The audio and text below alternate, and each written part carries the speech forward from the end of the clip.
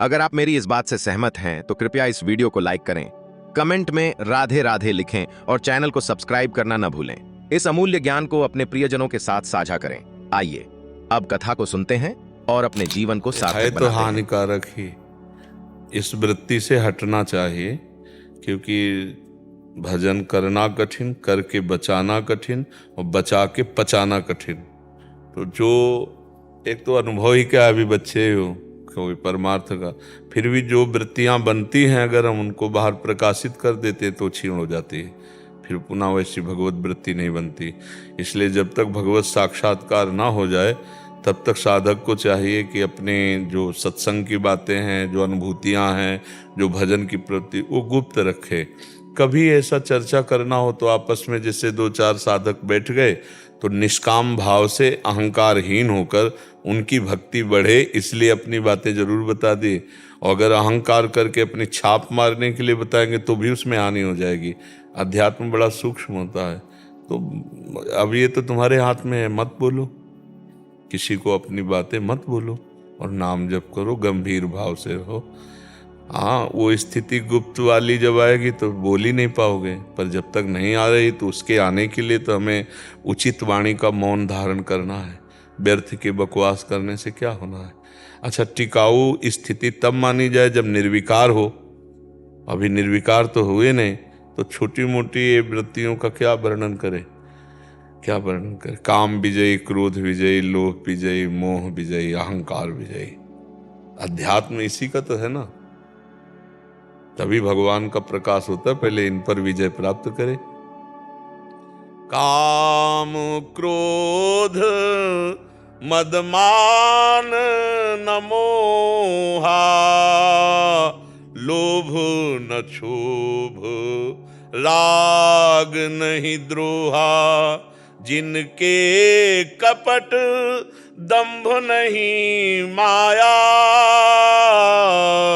तिनके हृदय बसहु रघुराया।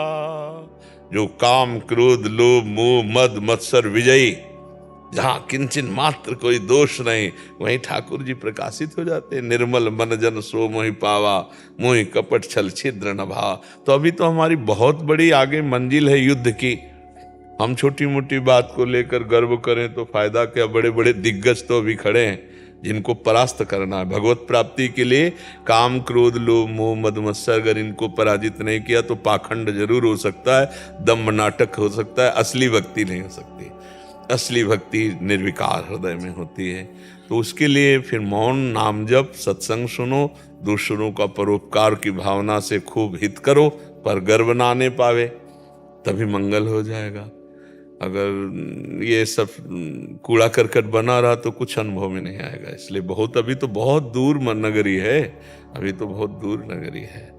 काछ वाछ मन निश्चल राखे, धनी धनी जननी तेरी रे। नरसिंह मेहता जी कह रहे हैं, जवान का पक्का, लंगोटी का पक्का, मन का पक्का, तो पक्का भगवान मिलेंगे। तीन बात गई, काछ वाच मन निश्चल राखे, धन धन जननी तेरी रे, भड़ नर सैया दर्शन पावा। ऐसा कोई साधक मिले जो जवान का पक्का, लंगोटी का पक्का और मन का पक्का, तो पक्का भगवान मिलेंगे इसको। हाँ, ये गोस्वामी तुलसीदास जी भी कहते हैं, सत्य वचन आधीनता परतीय मात समान, और इतने पे हरिना मिले तो तुलसीदास जमान।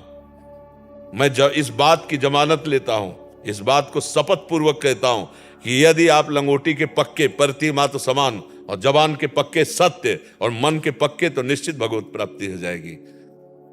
आधीनता भगवान की, निरंतर नाम जप और सत्य वाणी, सत्य आचरण, तो भगवान सच्चिदानंद है, वो कृपा करके दर्शन देने लगते हैं, झांकी आने लगती भाव में, उसी में मस्त रहता है। तो अभी कुछ है ही नहीं तो क्या है, पहले तो चुप रहो, जब धनी बन जाना तब दूसरों को बांट देना। अभी तो संग्रह करो, पहले नाम रूपी धन, भजन रूपी धन संग्रह करो, फिर समाज को बांट देना। यहाँ से संत जन गए तो बांट के ही गए, बड़े बड़े सिद्ध महापुरुष। महाराज जी, हम एक आशा लेके आए थे यहाँ पर कि आपको देखकर चित्त हो जाएगा। आपको देखकर तृप्त हो जाएगा, बट आपको 2 दिन से थोड़ा बहुत शिव जी की कृपा से देख पा रहे हैं, बट तृप्त हो ही नहीं रहा। क्या क्या बताओ? को देखने का तृप्ति नहीं हो रहा, देख कर ही नहीं। हाँ, ये बात है, तो ये तो होता ही नहीं है, ये तो होता नहीं, तो हमारे प्रभु में भी नहीं होता है।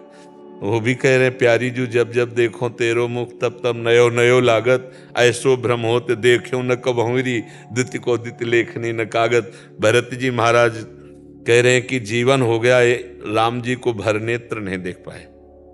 प्रेम में इतनी पिपासा होती है कि अपने प्यारे को देखते देखते भी अनदेखे लगते हैं। ऐसा लगता है कि ऐसे ही देखत रहो जन्म सफल करी मानो, प्यारे की भावती भावती के प्राण प्यारे जुगल किशोर ही जानो। महान पुरुषों ने तो यही आकांक्षा की कि ऐसे ही देखत रहो, क्योंकि देखते देखते तृप्ति नहीं होती। तो ये आशा तो भगवान ना पूरी करें तो अच्छा है।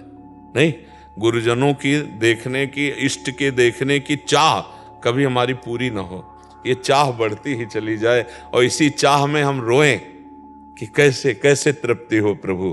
तो सब भूल जाए, संसार के जितने भी गंदी बातें हैं ये सब भूल जाएंगे, सब विकार नष्ट हो जाएंगे, हरि गुरु आसक्त हो जाए। तभी कहा है ध्यान मूलम गुरु मूर्ति, पूजा मूलम गुरु पदम, मंत्र मूलम गुरु वाक्यम, मोक्ष मूलम गुरु कृपा। जो सदगुरुदेव के ध्यान में रहता है वो परम पद का अधिकारी हो जाता है। गुरु प्रसन्न साहब अनुकूला, मिटी सकल कल्पित भय सूला। तो ये अंदर की बात है, गुप्त रखो और इसकी आशा पूरी भी नहीं होनी चाहिए।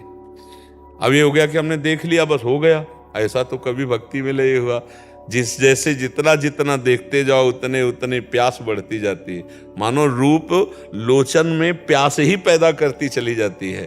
नेत्र कभी तृप्त ही नहीं होते प्रेमी के, वो सदैव देखना ही चाहता है, देखबो ही भावे, उसे और कुछ अच्छा नहीं लगता। यहाँ तक इतना प्रेम बढ़ जाता है कि ऐसा लगता है कि अब हम जी नहीं सकते उनके बिना।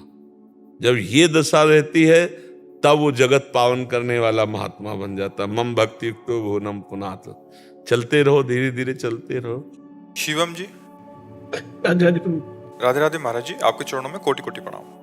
महाराज जी, यदि पहले हुए जाने जाने में पाप कर्म और कोई भी गलत कर्म और पाप राधा रानी को चरणों में अर्पित कर दिए हों तो भी उन पापों कर्मों का फल भुगतना पड़ता है या फिर सब नष्ट हो जाता है? इसमें ध्यान देने की बात है, ऐसे अर्पण नहीं माना जाता कि आपने ऐसे अर्पण कर दिया और फिर पाप गलती कर रहे हो, नहीं माना जाएगा। उसका एक सिद्धांत है, जैसे कानून होता है ना कि कैसे आप माफ हो सकता है। जज ने पूरा निर्णय कर दिया वकालत के अनुसार, अब आपको दंड मिलेगा, तो अभी एक है कानून में एक जगह है, राष्ट्रपति से आप क्षमा याचना करके आप अगर वो क्षमा कर दे तो फांसी भी टल सकती है। पर उसमें कानून ये है कि अब लो नशानी अब ना सही हो। आज तक किया, अब नहीं करूंगा, प्राण चाहे चले जाए अब नहीं करूंगा, तो माफ। और आज कह रहे हो कि अब नहीं करूंगा, राधा रानी के चरणों में समर्पित, फिर 10 दिन बाद हुई, फिर 5 दिन बाद हुई, फिर समर्पित, फिर तो ऐसा नहीं चलेगा। वो चतुर शिरोमणि, ऐसा नहीं चले। फिर अवश्य में वो भोक्तव्यम कृतम कर्म शुभाशुभम, अपने द्वारा किए हुए शुभ अशुभ कर्म आपको भोगने पड़ेंगे।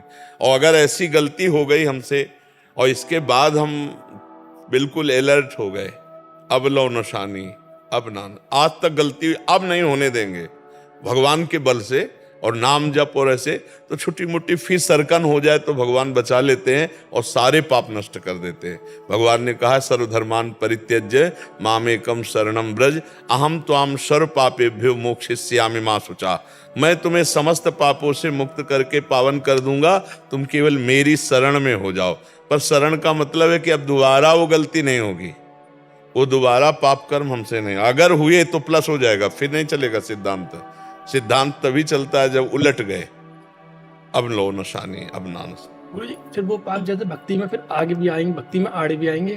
कौन? जो जैसे जो पाप हो गए हमसे, पुराने कर्म हो गए, वो भक्ति जब करेंगे तो उसमें आड़े भी आएंगे। बहुत जोर के वो भक्ति क्या जीने के किसी भी मार्ग में वो टांग मार देंगे। जो हमारे पाप कर्म है, जब अब उनका क्रम आएगा, ऐसे नहीं कि वो एकदम अब आज कत्ल किए तो आज ही थोड़ी फांसी में लटक जाओगे। अरे मैं सालों लग सकते हैं, मुकदमा चलता है, सब फिर जाके सजा होती है, फिर जुर्माना सहित होती है ना, कि इतने साल की सजा, इतने लाख रुपया जुर्माना, और समय कितना लगता है। तो ये तो हुआ लौकिक न्याय। और जब भगवान के यहाँ रजिस्टर बहुत विलंब खुलता है, अगर ऐसे खुलने लगे ना, अभी जो किया अभी उसका दंड मिलने लगे तो दूसरी बात हो जाए। लेकिन वो हो सकता है तुम भूल जाओ, उस पाप को भी भूल जाओ, इतना लंबा समय व्यतीत हो जाए। तो जो हम पाप कर्म करते हैं, अगर वो इसी जन्म में प्रायश्चित करके भस्म कर दिए जाएं तब तो ठीक है, और अगर समय क्रॉस कर गया तो फिर वो सरकारी बैंक में जमा है, ब्याज सहित मिलेंगे। अच्छाई या बुराई आपकी ब्याज सहित लौटेगी। आपने 1 लाख रुपए लगाए धर्म में, तो वह 10 लाख रुपया बनकर के लौट के आएगा। और आपने 1 लाख बेईमानी के लिए हैं, बेईमानी की कष्ट अधर्म किया, तो 10 लाख का हिसाब किताब चौपट करने आएगा। इंतजार करो, उस समय से आ जाएगा और नष्ट भ्रष्ट करके चला जाएगा। तो कर्म तो विध्वंसक है, उसको पहले ही नष्ट कर दे। उपवास के द्वारा, नाम कीर्तन के द्वारा, भगवान की शरण के द्वारा, भगवत प्रेमी महात्माओं के सामने निवेदन करके कि हमसे ये पाप बना, अब अगर कहते हैं प्रायश्चित करो तो ठीक है, अगर कहते हैं सब ठीक हो जाएगा तो सब ठीक हो जाएगा। विश्वास करना चाहिए। अगर प्रायश्चित नहीं हुआ तो वो कर्म दंड देगा जरूर, चाहे जहां भाग के चले जाओ। एक ज्योतिषाचार्य जी ने अपनी ज्योतिष निकाली कि हमारी मृत्यु किससे है, तो देखा जल में मगरमच्छ से। तो उन्होंने फटाफट खेती बेची, सब बेचा, और रेगिस्तान वहां जाकर के मकान बनाकर के, जहां जले नहीं तो मगरमच्छ क्या करेगा। अब वो इतने बड़े ज्योतिषाचार्य कि उनका प्रकाश हुआ। उस समय राजा लोग, छोटे छोटे राज्य होते थे, तो वो राजा ने जब उनके पांडित्य और ज्योतिष को देखा तो वाह, तो उनको कुल पुरोहित बना लिया। अब जिस दिन से कुल पुरोहित बनाया उस दिन से रानी गर्भवती हुई, पुत्र नहीं हो रहा था। और खुशी भैया कि पंडित जी आज जब से चरण पधराए तब से सब मंगल हो रहा है। अब लड़का जो हुआ तो 12 वर्ष का जब हुआ तो कुंभ पड़ता है ना प्रयाग में, लड़के ने कहा कुंभ में हम भी जाएंगे, छोटा बच्चा। तो राजा ने कहा बिल्कुल, राजकुमार का आदेश, तो पूरी सब व्यवस्था। और बोले कुलगुरु, वो पहले हाथ उठा के बोले कि हम अपनी जमीन सब बेच के आए, इसीलिए कि हमारी मृत्यु है मगरमच्छ से, हम जल के पास नहीं जा सकते। तो उन्होंने कहा तुम चिंता मत करो, जमुना में इधर जाल, गंगा में इधर जाल, बीच का संगम छनवा देंगे। पर जाना तो पड़ेगा क्योंकि आप हमारे कुल पुरोहित हो, अब राजकुमार जाएगा तो। अब उनके हृदय में कि हमारी जो मृत्यु है, देख लो कैसा फांस बांध रही है कि अब मैं बच नहीं सकता। राजा से विनय कर रहा हूं, फिर भी वो कह रहे गोली लिए नौका में खड़े, जाल बंद, एक कीड़ा नहीं आएगा, मगरमच्छ तो बड़ा होता है, तुम डरते क्यों। गए प्रातःकालीन 4 बजे गंगा स्नान के संगम के लिए राजा रानी राजकुमार, उनका पंडित जी गले तक आओ मंत्र बुलवाने के लिए। बोले दूर से मंत्र बोल देंगे, गले तक ले आएंगे। बोले पंडित जी आप समझते हैं हम राजा हैं, जब बार बार विनय आपसे कर रहे हैं आप पंडित जी इतना गए, जो ही जल में इतना गए सोई मगरमच्छ प्रकट हुआ। और पंडित जी को सब देखते ही रह गए। जैसी हो बहुतव्यता तैसी बने सहाय, आप न आवे ताई पे ताई तहां ले जाए। जो विधना ने लिख दिया छठी राव के अंक, राई घटे न तिल बढ़े, रहुरे जीव निसंग। भोगना पड़ता है, इसलिए नाम जप करो, अभी मिटा दो। भगवान के भजन से अभी पाप कर्म को मिटा दो तो आगे बढ़िया मंगलमय हो जाएगा। मानव जीवन इसीलिए मिला है। नाम संकीर्तनम यस्य सर्व पाप प्रणाशनम। भगवान का नाम कीर्तन सब पापों का नाश कर देता है। जी। अगर आप मेरी इस बात से सहमत हैं तो कृपया इस वीडियो को लाइक करें, कमेंट में राधे राधे लिखें और चैनल को सब्सक्राइब करना न भूलें। इस अमूल्य ज्ञान को अपने प्रियजनों के साथ साझा करें। आइए अब कथा को सुनते हैं और अपने जीवन को